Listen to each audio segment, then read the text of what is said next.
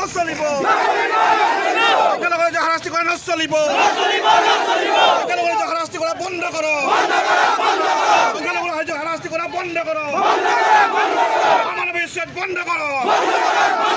সংখ্যালঘু হাৰাশাস্তি কৰা বন্ধ কৰক ডিএফঅ'ক নিলম্বন কৰক ডিএফঅ'ক নিলম্বন কৰিব লাগিব ডিএফঅ'ক নিলম্বন কৰিব লাগিব গোৱালপাৰা বন বিভাগ হাই গোৱালপাৰা জনসাধাৰণ হাই We want justice No justice সংখ্যালঘু হাৰাশাস্তি কৰা বন্ধ কৰক চাওক আজি সংখ্যালঘু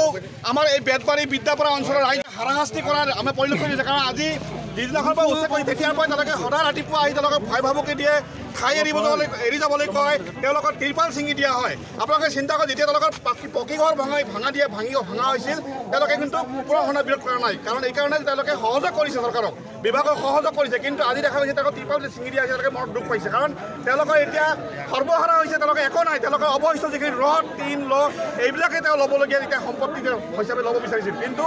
আমি বাৰম্বাৰ ডিএফঅ' এডিচিক আমি কৈছিলোঁ যে আপোনালোকে তেওঁলোকক উত্তেজিত নকৰিব কিন্তু এয়া সম্পূৰ্ণ পৰিকল্পিতভাৱে ডিএফঅ' উত্তেজিত কৰিছে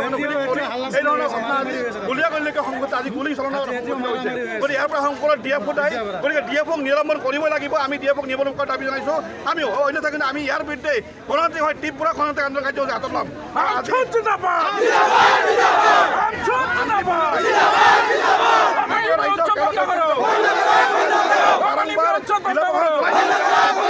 তেওঁলোকে ৰাতিপুৱা আহি সদায় আহি তেওঁলোকক হাৰাশাস্তি কৰে সদায় ৰাতিপুৱা শোৱা প্ৰতিপা মানুহখিনি উঠাই তেওঁলোকে কয় যে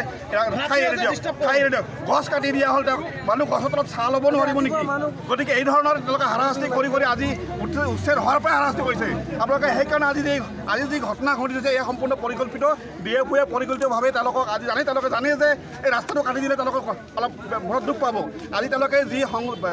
আঁচনিৰ পৰা বেতবাৰী সংযোগী যি ৰাস্তা এই ৰাস্তা তেওঁলোকে কাটি দিয়াত আজি এই ধৰণৰ ঘটনা সংঘটিত হৈছে গতিকে ইয়াত কোনো তৃতীয় পক্ষ বহুতে কৈছে কোনো তৃতীয় পক্ষৰ হাত নাই ইয়াত ডিএফঅ'য়ে তৃতীয় পক্ষ কাৰণ ডিএফঅ'ৰ পৰিকল্পিতভাৱে তেওঁ মানুহখিনি উত্তেজিত কৰি আজি এই ধৰণৰ ঘটনা সংঘটিত কৰিছে মই যোৱা পৰহিয়ে ফোন কৰিছোঁ আপুনি সুধিব তেওঁক মই কৈছোঁ ছাৰ তেওঁলোকক আপোনালোকে অলপ সময় দিয়ক তেওঁলোকে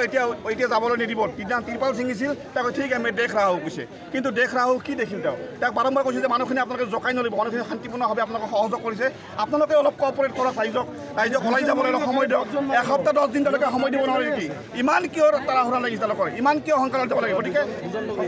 আজি দুজন লোক নিহত আজি এজন লোক নিহত হৈছে